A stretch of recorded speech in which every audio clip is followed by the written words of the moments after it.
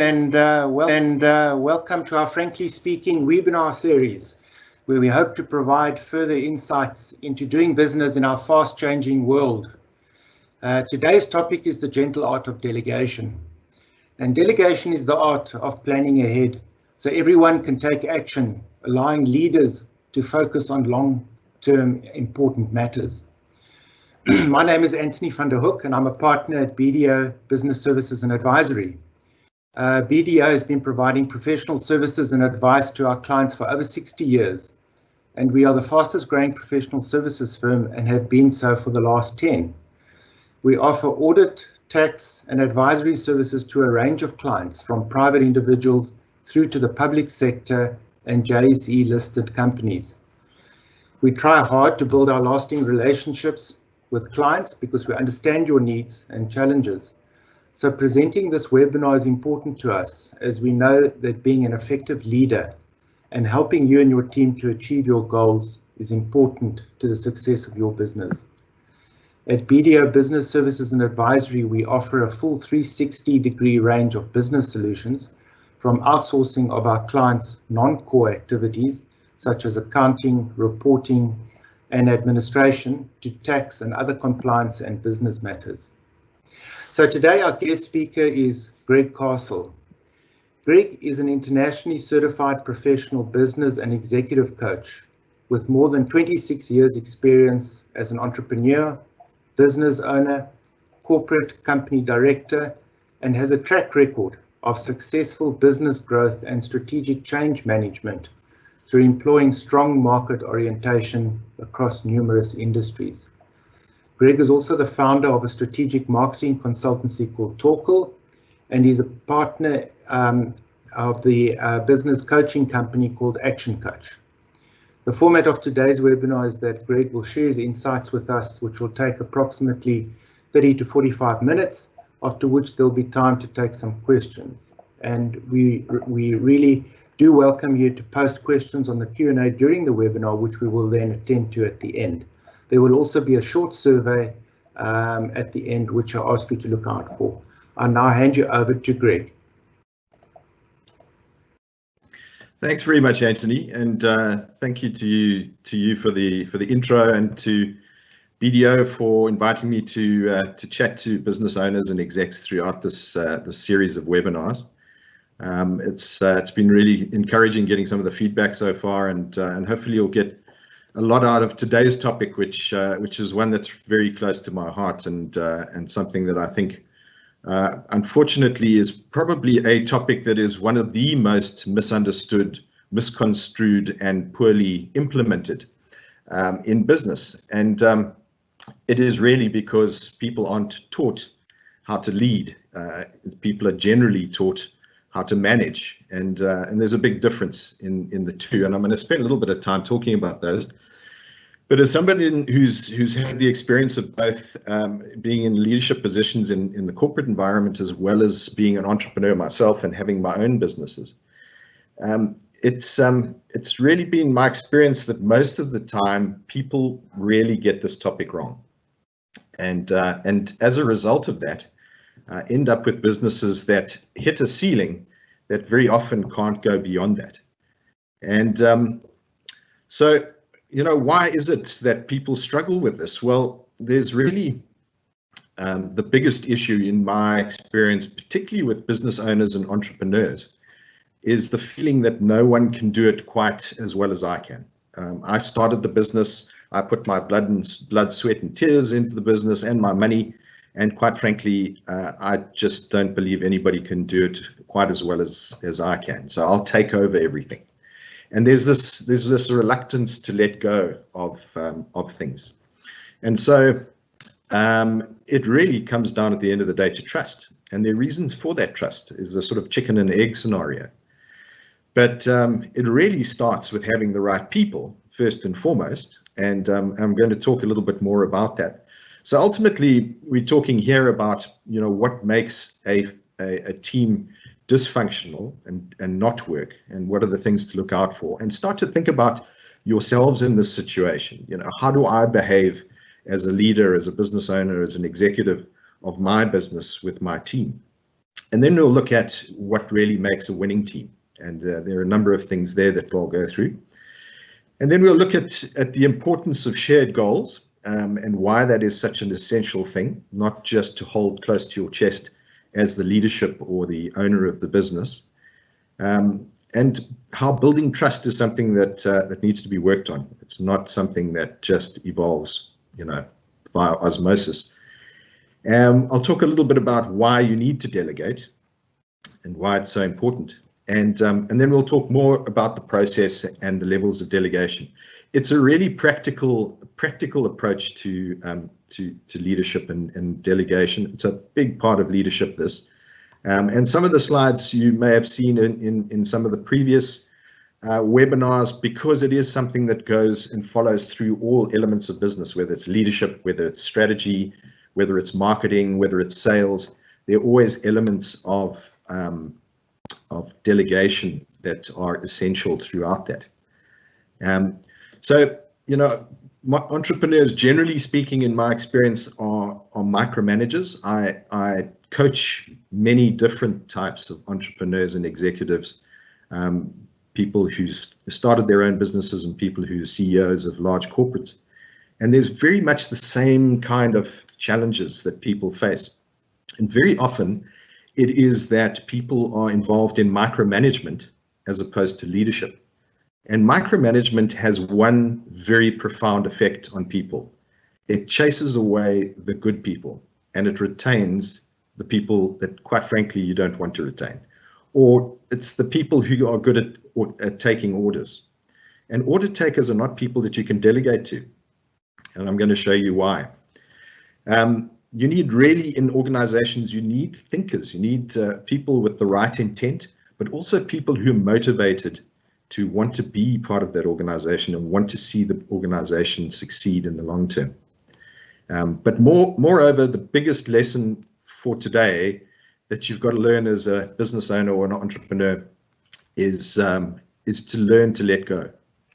So let's move on to what I would say is the definition of a successful business. If we move on to the next slide, on my side it seems to be sticking, but hopefully it's working for you guys. A definition of a small business in a nutshell is a commercial, profitable enterprise that works without you. And I'm going to explain what I mean by that. So firstly, in order for it to be a successful business, it has to be, firstly, it has to be commercial, a commercial enterprise, because it's something that's buying and selling or getting income from products or from services that it's ultimately going to sell.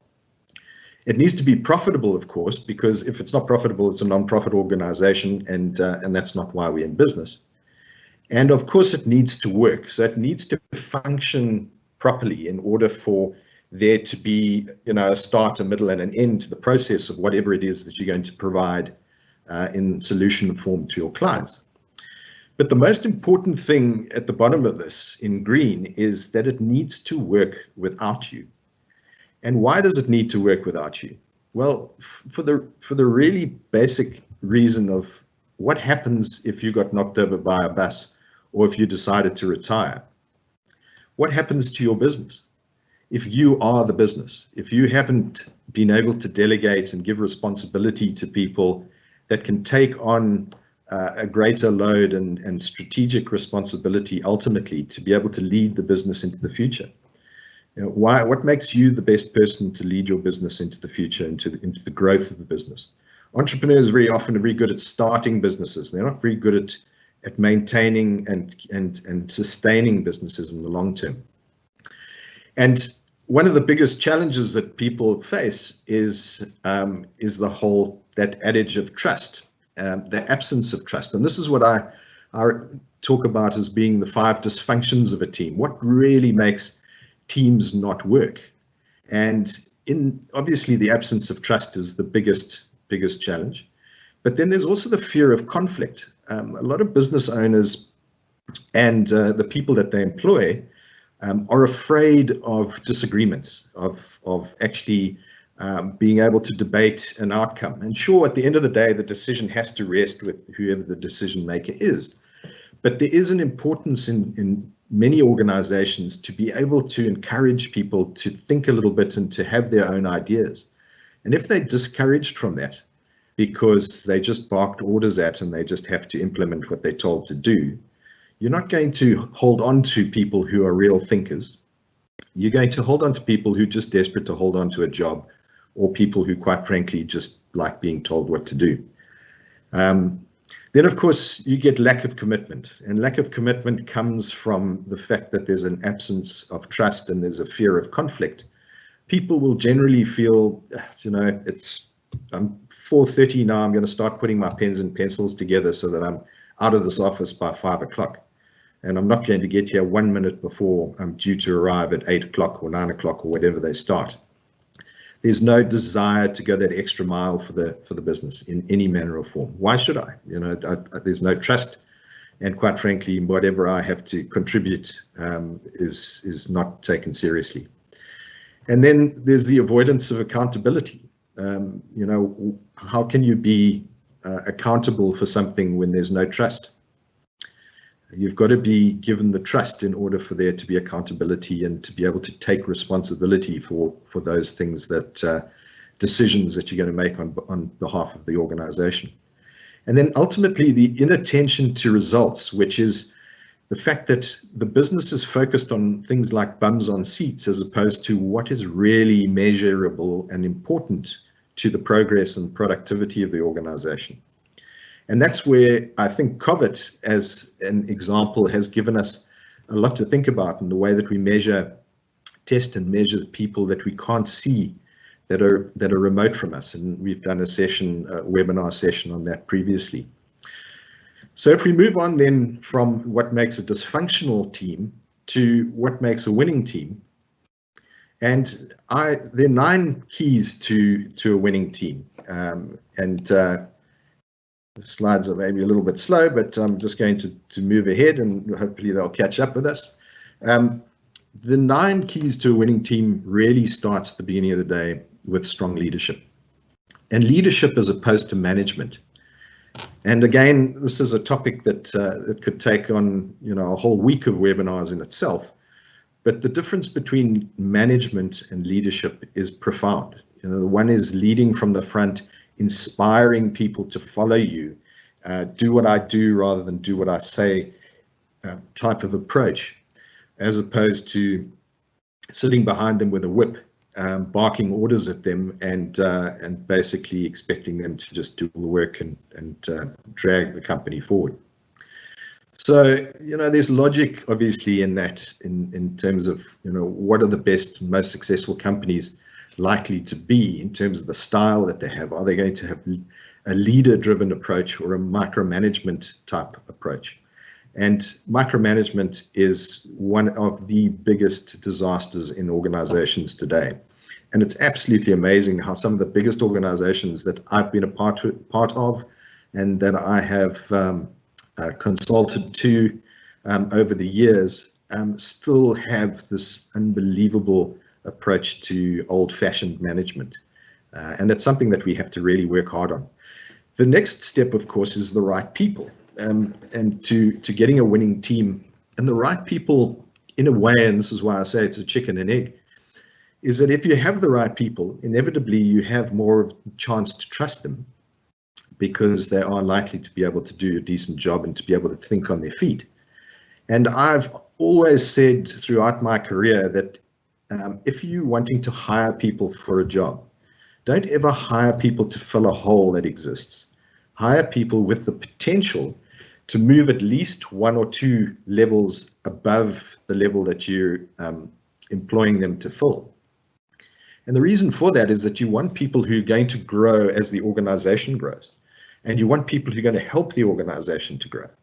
And it doesn't mean everybody has to be ambitious and everybody has to desire to be the CEO or the next, MD or whatever the case may be. The point is that even as somebody who might start as an admin clerk, they have the potential to grow into somebody who takes on way more responsibility ultimately.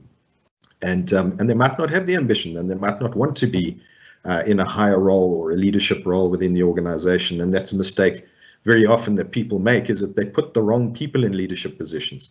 Very often we'll take the best engineer who was the greatest engineer in the department, or the best salesperson, sales rep, and we'll make them the manager. And that's a huge mistake to make, because inevitably they aren't given the right tools. They might not be the right people. And the thing that makes them really good at what they do isn't the kind of thing that's going to make them really good at being a leader. And we need to be cognizant of that too. And then, of course, the common goal is something that very often business executives and leaders tend to hold close to their hearts, and it's ridiculous. You know, what's the point of not explaining to your organization, to all the people in your company, exactly where this business is going? You know, what's going to make this company a success? How are we going to know when we've got there? And it's really, really critical that owners of businesses and CEOs really share this with everybody, and share it with if you're lucky enough to have a tea lady, share it with the tea lady. You know, it shouldn't be a secret. If it's a secret, how are you going to share that sort of thing with your customers or potential customers? And I'll talk more about common goal just now.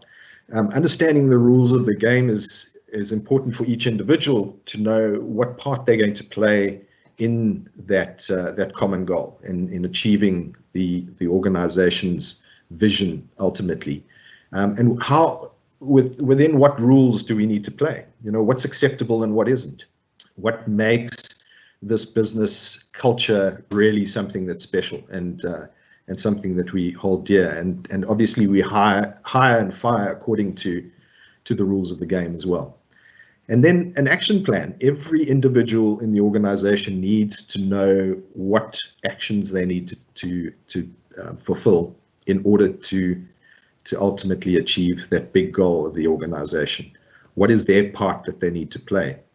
And we talked last week about strategic planning and marketing planning in particular, but it starts with a vision. It then goes down to a set of objectives to achieving that vision, then your strategies, and then breaking that down into your action plans for each individual. And the action plans become the KPIs that you measure those individuals by in an objective way. And then it's to delegate but not abdicate. And really important to understand the difference between the two. And when you see them written together, you know, very often it's, oh yes, of course. But very often what people think is delegation is actually abdication. It's tossing something at somebody and expecting them to get on with it without giving them the tools, without them necessarily being the right person to start with. And then ultimately to you know, sort of throw them in the deep end, and you know, really what you're doing is setting them up for failure. So abdication is something that you want to be very clear that you're not doing. And so I'll clarify what delegation really is all about just now. And then support risk taking. You know, you've got to be able to allow people within reason to be able to take some risk in order to gain some reward. And sure, you know, make mistakes. Don't make the same mistake twice. That's fine. But allow people to make mistakes and coach them and mentor them through, you know, how not to make that mistake again. But don't just give them the freedom without giving them some degree of guidance. And that's all comes with trust. And it's trusting that I'm not going to get shat on if I make a call that I think is in the best interest of the organization, but ultimately I might be wrong. But hopefully you've got enough development and personal coaching so that you don't need to make too many of those kinds of mistakes, but allow those mistakes to happen. And then encourage 100% involvement and inclusion. And that encouragement comes from motivation and leadership, and developing people and making people feel that they're actually needed and wanted, as opposed to the fact that they're just mere minnows within an organization there to make the owner rich, or the board or the shareholders. So motivation and development is really absolutely critical, but starting with those right people. Motivate and develop the right people and retain the right people throughout the process. So if we move on to leading and talking specifically about shared goals, the organizational outcomes are really the most important thing to share right up front. And there are 3 levels of goals that one needs to focus on within the organization before you start delegating. And the first one is, what are the organizational outcomes that you're wanting to achieve for the business, and make sure that those are absolutely communicated and clear to the people in the team. And it's updated on a regular basis. So it's not just something that's done, at the beginning of, the year, and that's the end of it. It's sort of brought up again and again in conversation, just to keep people on track and make sure that we're all heading in the same direction all the time. But from the organizational outcomes, it then comes down to the next level, which is the team outcomes. And what is the expectation of the individuals in working together as a team, or in a department for that matter, in order to make the team a success. And for the team to be a success, then we are going to be able to make the business a success at the end of the day. And then the level below that is the individual's outcomes. And that is how we firstly give individuals the correct measures that are expected of them in the form of key performance indicators, and actually measure them in an objective way as opposed to a subjective way. So we get the right behavior from individuals playing together as a team in a department, or in a smaller team environment, if that's how your business is structured, which ultimately then plays a huge part in the outcome of the organization as a whole. And moving on then to the next slide, it was Stephen Covey who was very good at talking about beginning with the end in mind, and it really starts with having smart goals, making sure that they are specific, measurable, achievable, results oriented, and time bound. So they're objective and not subjective. And there are 3 important factors here that you've got to be able to measure with people ultimately before you can delegate anything. And that is, what is the quantity of whatever it is that you're expecting from them for whatever it is to work? And how does the time factor play a part in how much time do they have? How much time you're going to give them? Is it just open-ended? I need you to get such and such done, but by when? And there needs to be some parameter to that measure. And then of course the quality. So don't say I expect something tomorrow from you, and then expect the quality to be of a Rolls Royce, or of some equal sort of level of quality. Make sure that that there's fairness in terms of what you're expecting from them. Otherwise, you're going to get the quantity and maybe not the quality, or vice versa. And then remember that if you're climbing a mountain, you're going to do it in small chunks. And one of the biggest challenges that I find with entrepreneurs is the inability to prioritize. There's just this focus on 50 different things all happening at the same time. And that's part of the reason why you need to delegate, is because you're focusing on too many things. And very often you're focusing on the things that aren't really the big important things that are at the center of the target that you're trying to get to, which is the top of that mountain. And so the things that ultimately fall outside of the urgent and important, and even the important but not urgent, which is the more strategic stuff, those things need to be able to be delegated. And the starting point really is being able to have those right people, but then being able to trust those people. And trust is really something that is very hard to build. It's something that takes time to build over time, but it's very, very easily broken. You can just break trust overnight. And once trust is broken within an organization, or between partners, or between lovers, or whoever it is, it's very, very, very rare that that trust could be sort of knitted together again. And so the important thing is never to break the trust, but to build on that trust over time, and to make sure that it's sustainable. Very often leaders are, or managers, should I say, rather than good leaders, are people who who chop and change. You know, it's very often you hear in organizations, geez, what's so-and-so's mood like today? You know, how's the boss's mood? Is he in a good mood, generous mood, or is he aggravated, or what have you? The consistency of how you come across is quite important to the leadership process and the success in leadership. And then there are three components, as I call them, that I believe are really necessary for high levels of trust. And the first one is obviously having that common purpose, which I've talked about, the goals, and setting those goals and explaining and communicating what those goals are on a regular basis with your team. The second one is the competence of that team, and that starts with the hiring of them and then the development of them and the ability to keep them within the organization. And then finally, the motives and how motivated they are as individuals. And if they're not motivated and they've got everything else going for them, quite frankly, they're not going to be people who are either going to give entirely of themselves or they're not going to stick around. And that's what you want to try and do. If you've got good people that potentially you can delegate to in the future, you want those people to really be around. And obviously, the more aligned all three of those components are, the greater the trust that you can expect at the end of the day. So you need to accept that you can't do it all. And that's probably one of the biggest challenges that most of you as entrepreneurs who are listening today seriously battle with. And you don't really think about. How many times do you go home absolutely stressed and exhausted because you've been trying to fight too many fires during the day?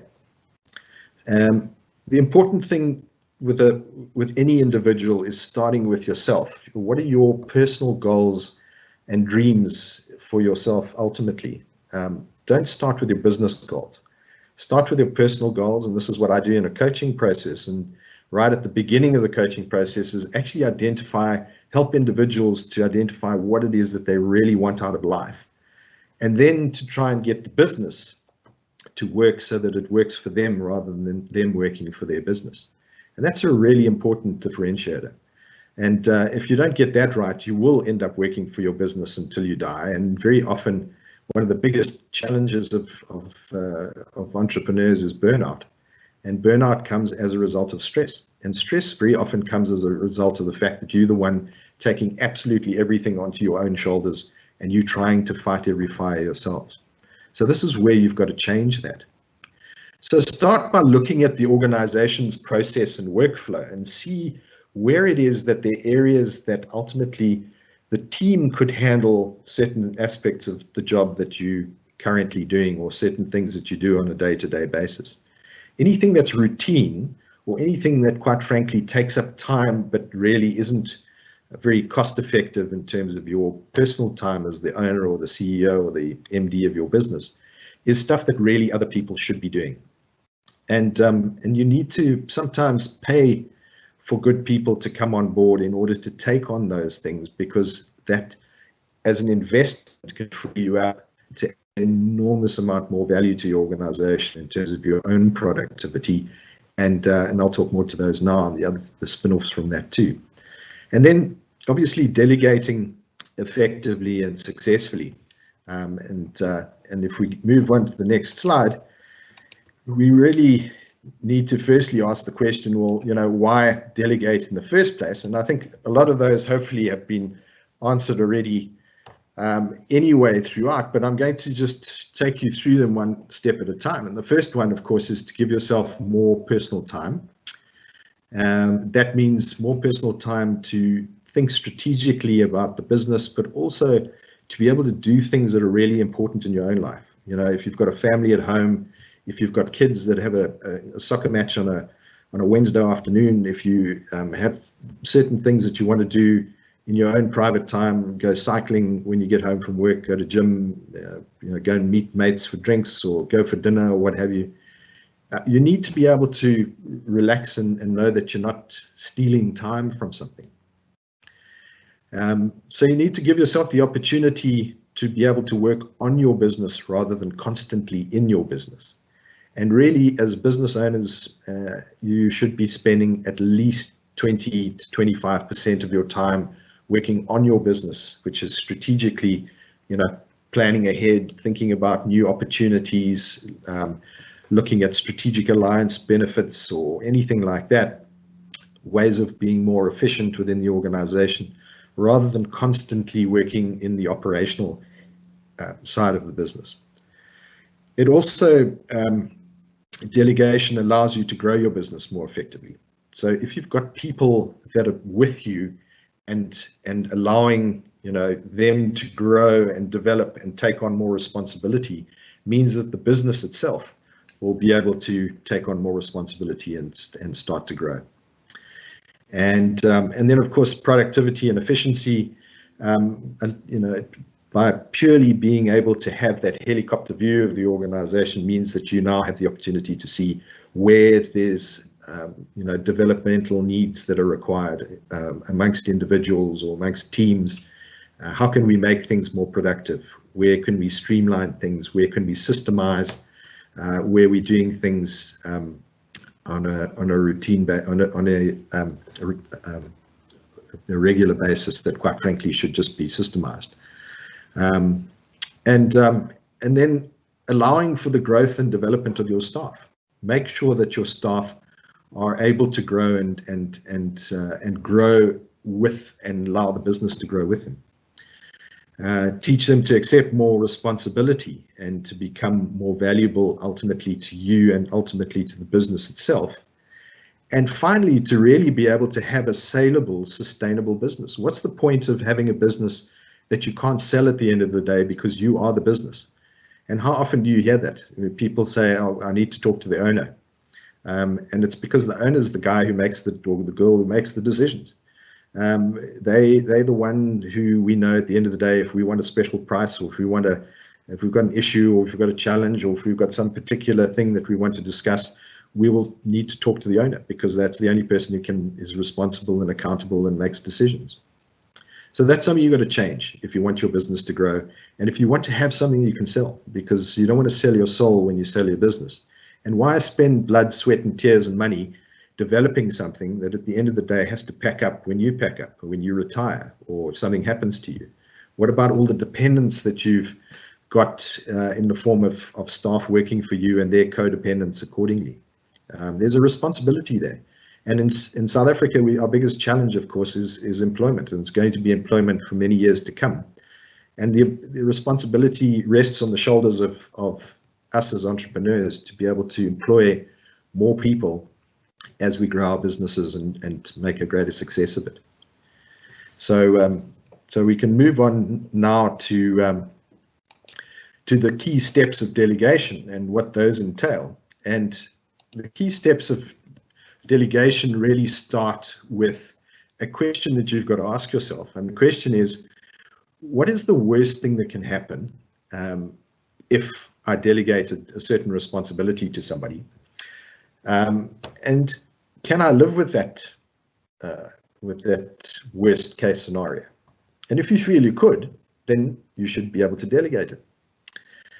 The cost of not delegating, of course, is if you think about the time that you're worth as the person who is taking all that responsibility yourself, and compare that to somebody who is a junior or a subordinate within the organization, who, cost-wise, cost per hour, is a lot cheaper to be able to take on the responsibility and free you up to be able to actually take on greater strategic responsibilities and thinking about the organization and the next steps.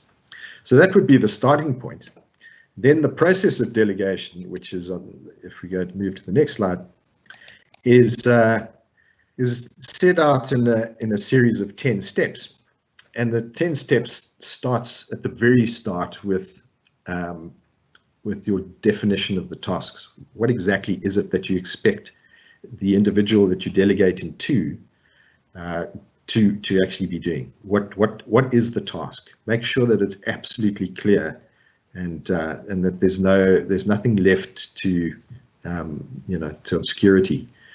Select the right person right up front, and make sure obviously you have a team of people that you can select from, of good people, as I mentioned in the beginning, and make sure that they have the adequate skills and or training that's required in order to be able to do this task.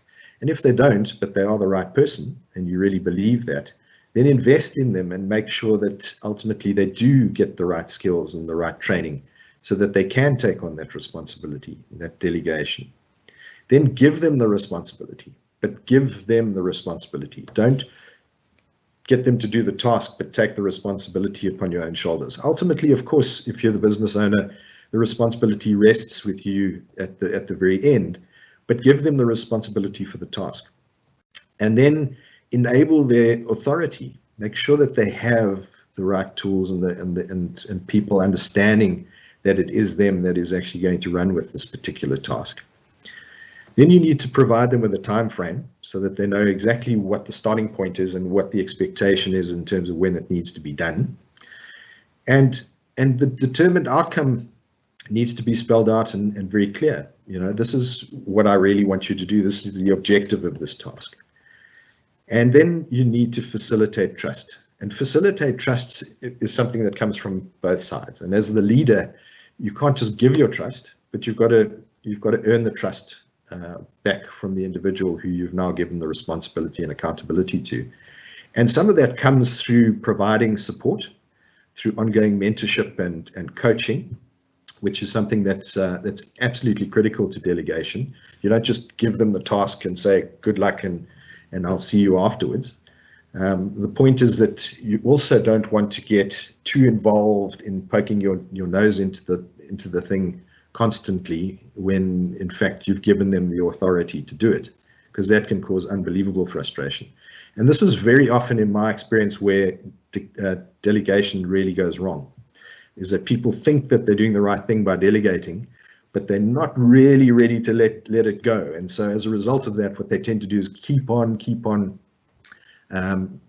sticking their nose in, what's happening, how's it going, are you still on time, etc.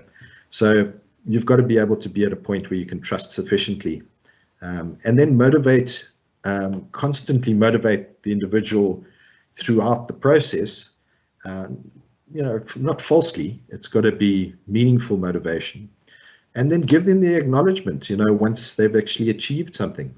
How often it happens, in my experience, where a CEO or an executive or a manager or even the owner of a business will talk about what I did and me and my this, that, and the other, and thanks to my approach. In the meantime, it was actually other people who actually did the hard yards. So give that acknowledgement. Don't be afraid to do that. Then if we move on to different levels of delegation, this is really a sort of a phased approach where it allows you to firstly start with giving the team member the asking them to look at the various options and to make a decision. But before they do anything, they just report back to you first for your final approval before the action is taken. That's the first step of delegation. But full delegation is when the team members asked to look at all the options, to then not just make a decision, but take the action, and then report back the results of the action that they've taken to you for you to review and to give them feedback and to coach them and to appraise them accordingly. So you can see that the distinction is quite important here. And this is very often the best way to sort of phase in a delegation approach to a subordinate or to a staff member, is to start with level 1, where you say, I trust you, but I don't want to throw you in the deep end and expect too much of you right up front. But let's test this thing. So make the decision, come back to me and tell me what you think the best call to make is, and then let's take it from there. The next step is, of course, I want you to run with this. This is your baby. I want you to make the calls, take the action, and then we'll report back on a weekly basis or on a monthly basis or whatever it is necessary, depending on the level of seniority and delegation that's required. So really important that you don't just jump to level 2 and ultimately set people up for failure, which is quite often what can happen, with the best intentions in mind as the person delegating. And really, if I could just leave you with those 2 elements, bearing in mind the process of delegation that we've been through. And the most important thing for you as a business owner at the end of the day, in order not only to be healthier as in your own physical life, and for your families to be able to enjoy your time and for you to be around a lot longer and not to burn out, is just learn to let go. You've got to learn to let go, but do it responsibly. And hopefully today's session has enabled you to see how you can do that in a more professional way. And obviously the presentations will be made available to everybody in due course. So stop managing and start delegating and leading. And maybe just something that I always like to do at the end of these webinars is to get people to actually start immediately by thinking and listing things that they need to do differently and change. And so if you go away today and just list 5 ideas that you want to do in order to take action and change the way that you lead and how you're going to go about delegating in the future. Maybe it is that you need to look at your staffing processes differently. Maybe you need to look at some of the people that you have in your teams. Maybe you need to develop people. Maybe you just need to start delegating and trusting. You know, maybe it's all sitting in your own head. And a lot of the time, that's where it is. And if you can just list those things down, maybe you got 5. Don't worry about long lists. Just have things that you can actually action immediately, and then keep those on your desk and actually start putting them in action and see how the benefits start to come back and you start to reap the rewards. And then finally, something we've offered right throughout this series is I've set aside a certain number of hours each week for a complimentary session for people that have been part of the webinar series to contact me directly. And if you'd like to, based on anything that you've seen over the period of the past 6 weeks of webinars, and today obviously particularly leadership and team, but anything to do with marketing, strategic planning, sales, or just general business management, you know, you're welcome to get in touch with me, and my contact details are on the next slide, and you're welcome to give me a shout via WhatsApp or email anytime. And with that, I'm going to hand back to Anthony.